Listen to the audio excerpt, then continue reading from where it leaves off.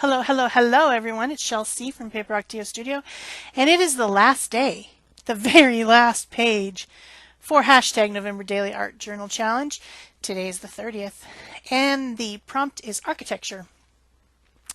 Architecture is interesting. That means planning and executing the building of something like a building, usually a building or a structure of some sort. And yeah, that's pretty cool. Um, the other day, someone I live with brought home a blueprint. He's in school to learn about what is it like? I don't know, aviation, where he will be learning how to fix aircraft and do the stuff that people do at the airport, where they make sure that the aircraft is safe and they make sure that everything's working right, and they can maybe fix things. They can direct the aircraft around at the airport. Like, these are all aspects of things he'll be learning in this school, and what he decides to do, who knows for sure. But the class that he has right now required him to make a blueprint, because sometimes apparently they have to make parts of an aircraft. So that is what inspired my page, was the idea of blueprints, because he was borrowing my T-square and stuff to work on his blueprint. And when I saw architecture, that's what I thought of. Because when you're designing a building, or obviously an aircraft part, you need to make a blueprint. So I started out with, well, I printed a picture of a blueprint because I wasn't sure exactly what color they are. Obviously they're blue. I mean, duh. But like, what kind of blue? Is it dark? Is it light? You know, what does it look like? So I decided to print out this little picture and use it on my page. And I also printed out the definition of architecture. Then I used white and cobalt blue acrylic to kind of blend together and make what I think looks pretty much like the picture, the color and the kind of you know, grungy background that the blueprint in the picture had. I was trying to make it look like that. Then my first idea, and I think it was a great idea, was I was going to make a city line using graph paper, and do some collage. I do intend to collage on this page, and I was going to make the city line using collage with graph paper, and I thought that would be really cool. Couldn't find the graph paper. Somewhere I have a pad of it. I don't know where it is. Hiding somewhere. I couldn't find it. So I decided instead to use my fine tip blue Posca pen, which came in the set of fine tip pens, which I will link below, so that you can find it on Amazon very quickly. I used the blue one and I drew my cityscape. Obviously, I'm using a metal ruler that I use for a lot of things on my desk. And I wanted it to be monochromatic. That was my idea, was the whole thing was going to be in tones of blue, monochromatic background. Then I decided it needed more pizzazz, not just the cityscape, because I'm trying to make it look like a blueprint. So the little half circle thing in the picture, I tried to make some marks that would look like that, like what a half circle mark would make, and some lines and just different stuff to make it I thought look more like a blueprint. And I'm messing around with these two pieces that I plan to glue on there because I can't figure out where I'm going to put them. I don't know. I don't want them to cover up my drawing completely. So I'm a little bit baffled, but I'm just adding more lines, adding more marks, just all with this blue pen over the blue acrylic background to try to make it look like a blueprint. Although it's, my cityscape's obviously a drawing. It's not a blueprint because it's not a design of something, but I wanted the feeling of it. So then I decided it was a little bit flat. So I decided to lighten up some of the buildings to make them look more dimensional using white acrylic paint, watered down. So it's almost almost like kind of like a white watercolor a little bit. It's not full on thick white because I want the blow to blue, not blow, to shine through. You would think I would be used to these pages by now and these voiceovers by now. Geez, I can't talk for some reason. Still on vacation. My brain's still on vacation, even though it's been 4 days now. Um, and then filling in some of my little, just other areas to try to give visual texture, to make some of them appear, to be highlighted by the sun or to be coming forward, and then some of them receding. And I think it makes it look more dynamic. Then I got out manganese blue, I think it is. That's the only blue I have of the archival inks. I really need to get some more of those. So I need to find somewhere where they're on sale or something and get some more colors because I really find myself using them quite a bit in mixed media, because they're permanent and they don't bleed. That's what I like. And I know there's lots and lots of colors, and I think I only have 6 or 7 colors. If you include black, I have 7. So then I got an artist sponge. Really liking these artist sponges lately. And yeah, I'll link that below too, so you can find some if you want them. I cut them into quarters and use them to apply paint and ink. They're really nice. I don't get as much of the hard line that I do with the cosmetic sponges, because the cosmetic sponges tend to use the rectangular end, and it does give a hard line sometimes if you push too hard. So I'm thinking I'm just gonna kind of convert to these artist sponges.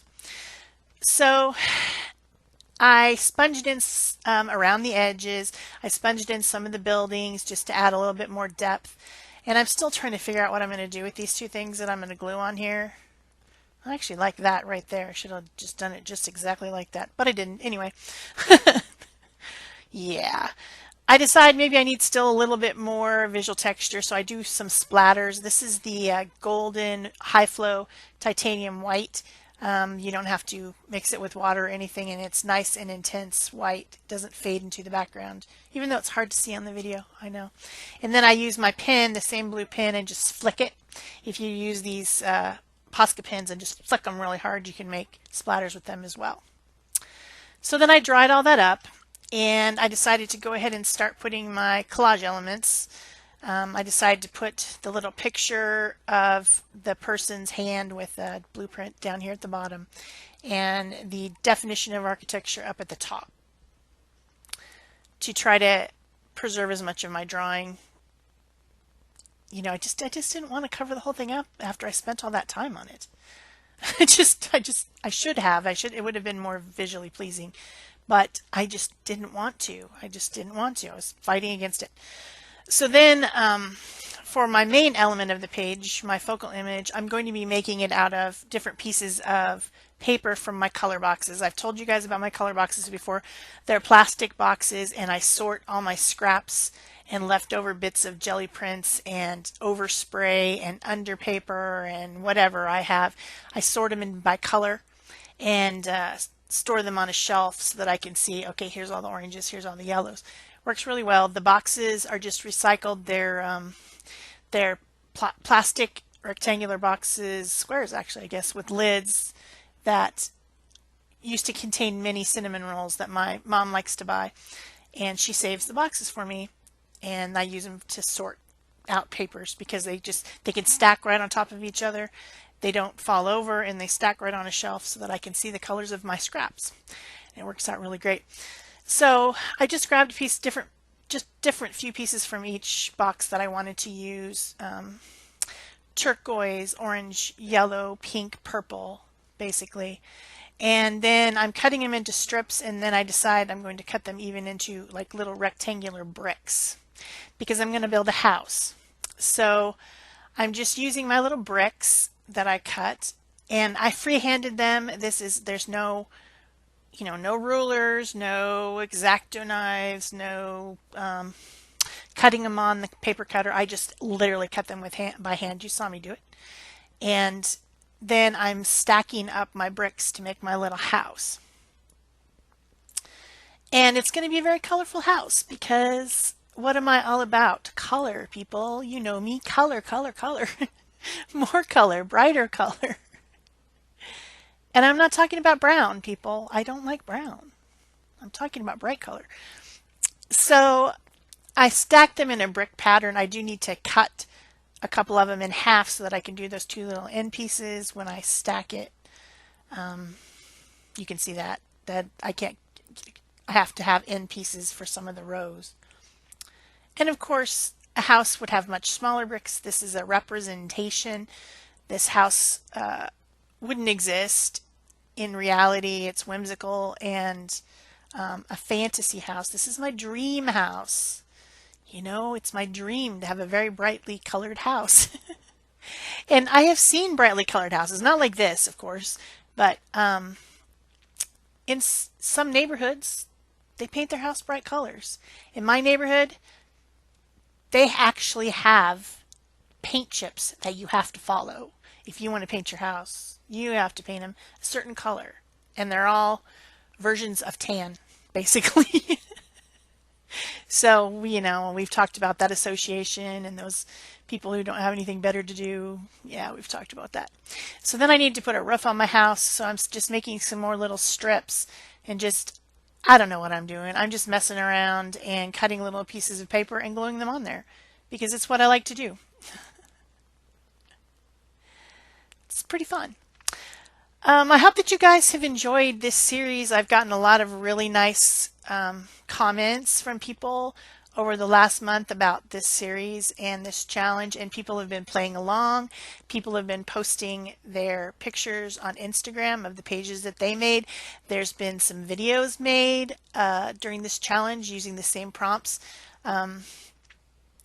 Andrea has been making lots of them. She's got a YouTube channel, and a few other people. Roz Willoughby has made some, and then just not really. She's made a few videos just kind of like as flip throughs.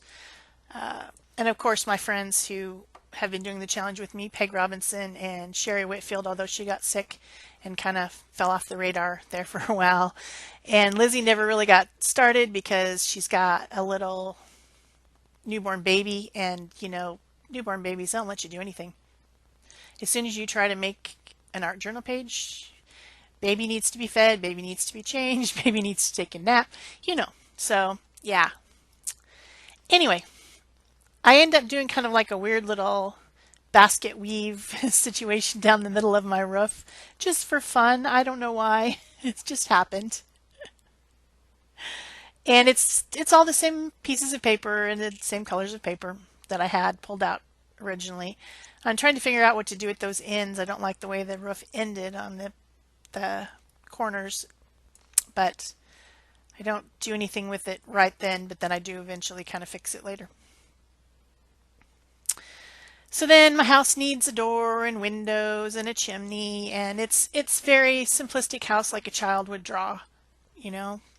Back in the day when you drew a square and a triangle and then you put some little trees around it, that's what this is supposed to look like. Simple, whimsical, childlike. Children have dreams, you know. They have hopes for the future, and so this dream house is kind of a childlike dream house. As we get older, we realize that our dreams aren't necessarily going to come true. Sad but true. So more windows. The second floor has more windows because the first floor had a door so that you could get in. And then this is where I put a beam across the front of the house, the roof, to hold it up. Yeah, that's a load-bearing beam. It's been engineered, you know. I've been watching too much DIY shows again. I need my load-bearing beam.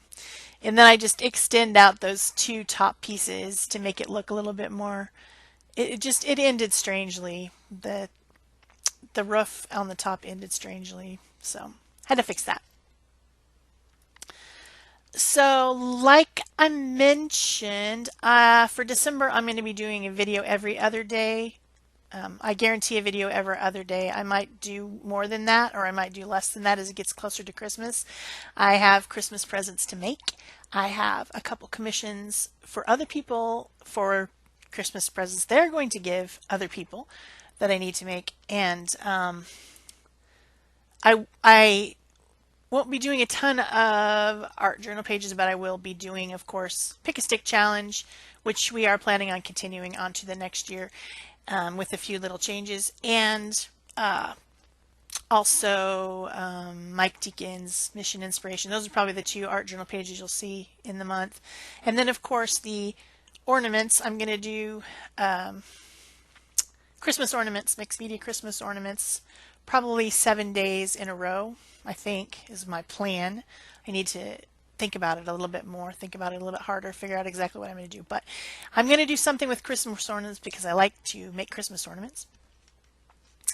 Now I'm putting on some bushes and some grass and a little path to the door of my dream house. And then I think I'm pretty much done. Yeah, my little collage house. So then I get the ruler back out and a black Posca pen, and I'm going to do my detail work. Not going to use the ruler for the house because it's a whimsical house, but I am using the ruler for my borders around my two elements that I glued on there. And then I'm done with that dumb ruler.